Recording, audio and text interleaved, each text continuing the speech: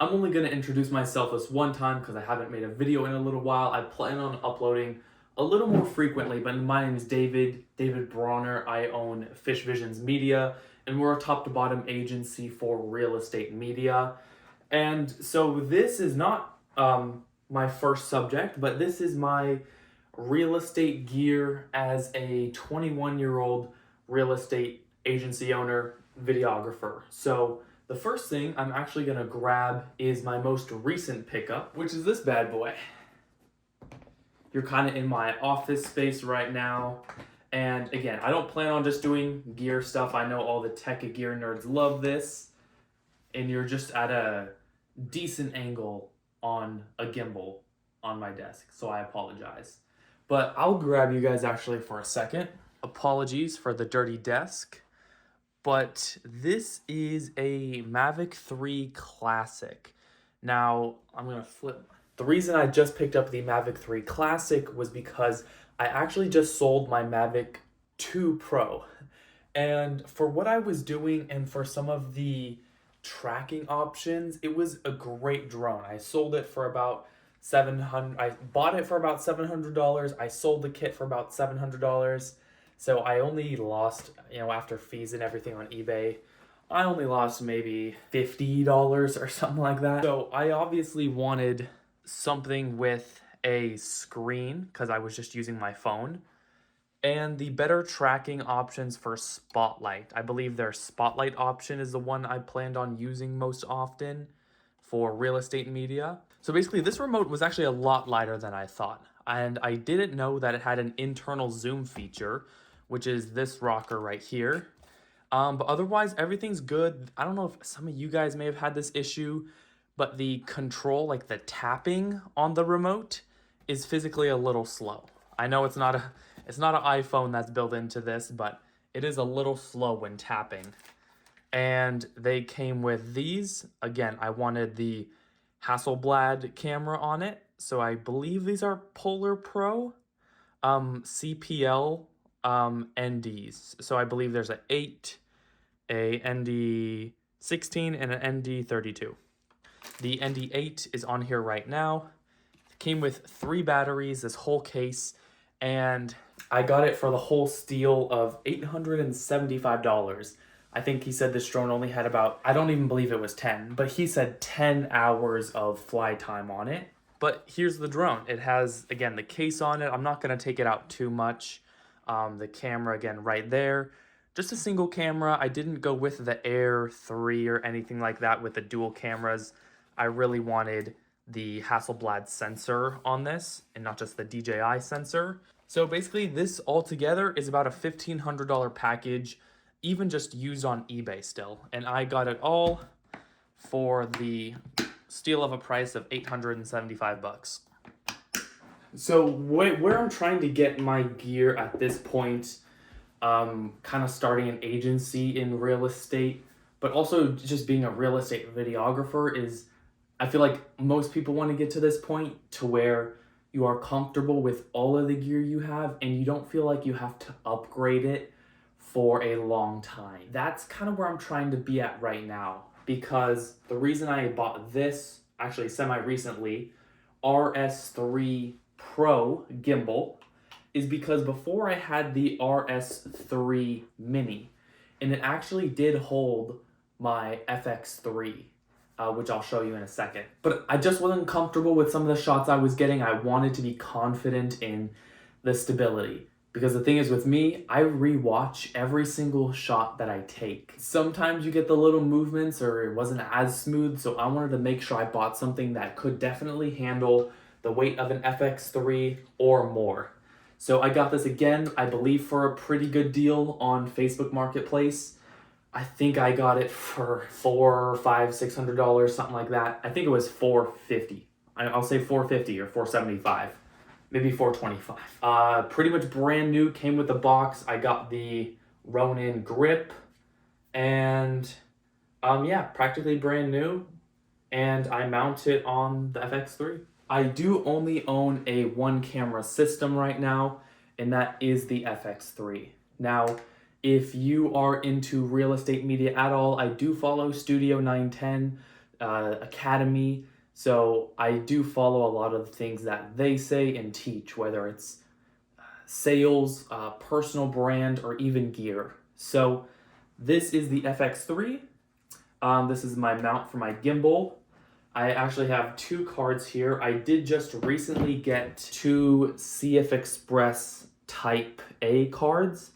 I didn't do anything massive. I went online, I bought the Lexar Professional, two 180 gigabytes. And so that gets me about, was it an hour or 30 minutes? I can't remember. I honestly think it's an hour. I think that gets me an hour. I'll double check. Because I don't want to say an hour, because the thing is, I wanted to be able to record at the highest quality on here, which is XAVC SI, an hour 35. So let me switch to, I might as well try to show you. I am on wide mode. All right, so XAVC SI 4K. I do have some storage on here already, so it's an hour. So yeah, basically, what is that? 712, 320 gigabytes gets you a bit over an hour of 4K 60 XAVC SI on the FX3. Now, I do shoot vertically. I do not shoot horizontally unless needed.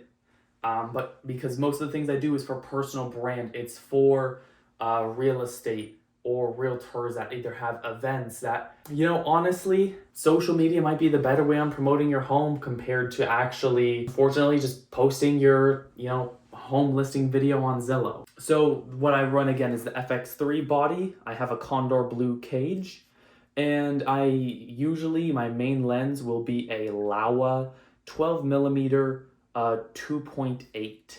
And this is for many reasons, because again, with real estate video, the thing with the Laowa 12 millimeter it's once you get near its infinity focus, it can be on infinity focus at f/22 or f/2.8, and I can still run infinity focus, pull it back just a little bit. I'm gonna see if you guys could even see it.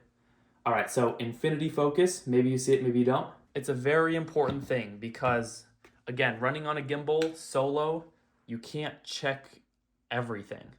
So again, I can be on f/2.8, in this infinity focus, I'll be on it, pull it maybe halfway. You can hit 3, but probably halfway between 3 and infinity. You are going to get everything, even in f/2.8, and it will be in focus. Obviously, you should have some focus peaking on to double check, but that's the thing. Again, I will definitely try to show some examples of video where I might be on f/2.8 and I might be on f/22, but at the end of the day, it's still sharp and it's still in focus, which is why this lens, especially for real estate, is an uncommon millimeter, because a lot of people use their 16 to 35s. This is 12. You can literally shoot indoors with it. You can shoot outdoors. You can get a lot. Now, these are my next two go-to lenses. Actually, the only other lenses in my kit at the moment. The next lens will be a 85 millimeter 1.8 Sony. But when shooting real estate video, the two most important lenses are going to be your widest lens and something a little more tight up. Now, I didn't do a super cheap 50 millimeter lens from Sony, the small beginner 50 millimeter. And I didn't, again, do a $1,500 50 millimeter G Master lens, which is why I went to the middle and I got the Sony Zeiss 55 millimeter f1.8. Some people have a hit or miss experience with this lens, but I promise, as long as you can double check and make sure that the lens is all good, this lens is perfect. It's 55 millimeters, pretty much 50. And I think I can see myself spitting, I'm sorry. 1.8 is definitely good enough, and I rarely use 1.8 anyways, but this is gonna be for your talking heads. Usually your widest lens, you're gonna use for your hook in the beginning of the video. And then when you add your middle context in the middle, so that your videos are very contrasty, because you're gonna get a wide look and you're gonna get a super punchy look. Now, I do have a lot of content uses, and sometimes the 12mm is sometimes too wide for clients that want to post it super often on TikTok or something like that. That is where I again got the Zeiss 16-35 f4, and this is a beautiful lens. The autofocus, I'd say, is about an 8 out of 10, maybe 7.5. Just because sometimes on f4 you can't completely check, when they're face tracking and everything like that. But it's a 16-35 f4. I honestly don't know if I'll ever want to upgrade to a f2.8. I don't see the value in it. f4 is perfectly fine, and I will shoot this vertically as well. So again, this is for any other in-between use. Otherwise, I'm gonna get an 85mm, and that's gonna finish it up for lenses. Now, this is my last little bit. Sorry, I had a fever for like a week and a cough for about 2 weeks, and I'm just getting rid of the cough almost 100%.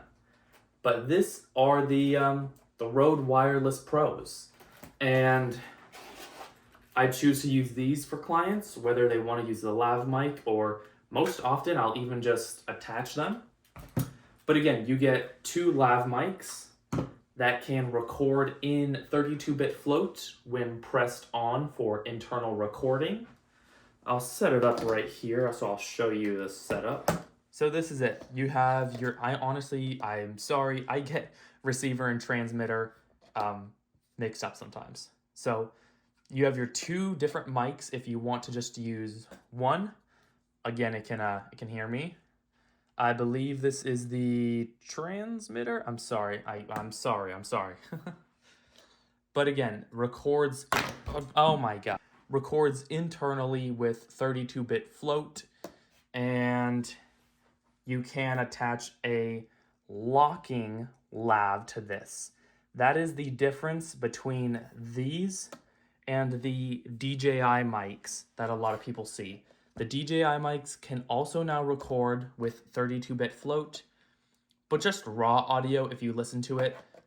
Between the newest Rode and these DJIs, this is obviously better audio quality. Like it's just a fact. And I'm gonna pop these back on the charger. But again, the last thing I wanted to show you is sometimes you do want to use a higher quality lav mic, because again, you can just snap it on a shirt and that's the mic for it, the little input right there. But sometimes you want to use that little lav mic, the little string, and put this in your pocket and attach the mic to your shirt. This is a locking lav port. And so that's the thing with this and the DJIs. The newest DJIs, you can just input your little lav mic here. I think I have one on me in this other case. So this is the lav mic that comes with these Rode microphones. So what I mean by the DJIs don't lock is when you have this mic and you just have your little lav, it just plugs right in there, boom. Now with the problem with DJIs is that if pulled, it can pop out and it's gonna ruin your audio. And that's why you have this little connector right here, the gold, and you can twist it. Sorry, I'm gonna figure it out myself. I'm gonna be honest, these ones that come with it, not the best, I'll be honest. There we go. So I locked it, I screwed it on, and now look, pulling, it's not gonna come out. So even though the DJIs are a little they're longer than this, but they're not as thick. These have the locking lav, super good if you especially want to use a lav mic instead of just this whole box and clipping it or using a magnet to clip it to someone's shirt. The quality is physically just better on these. It's just a fact. And again, they all charge right in here, USB-C. You drop it, this thing's not gonna break them at all. Again, the one thing I don't love, this cable is pretty thin on the lav mics, and I haven't had the best outcome using them, I guess.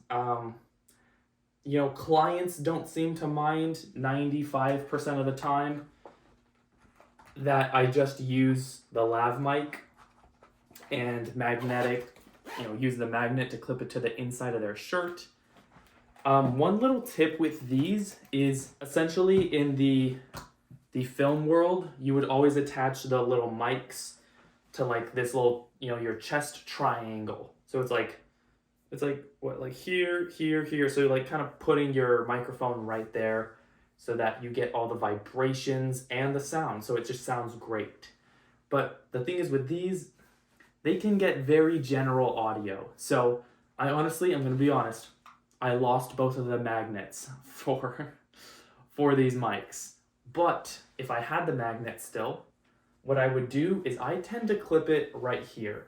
Now, if you're working with a male, maybe a female actor or talent, there is like right here at the chest, usually a little support right here around the collarbone. So what I'll do is I'll put it about right there.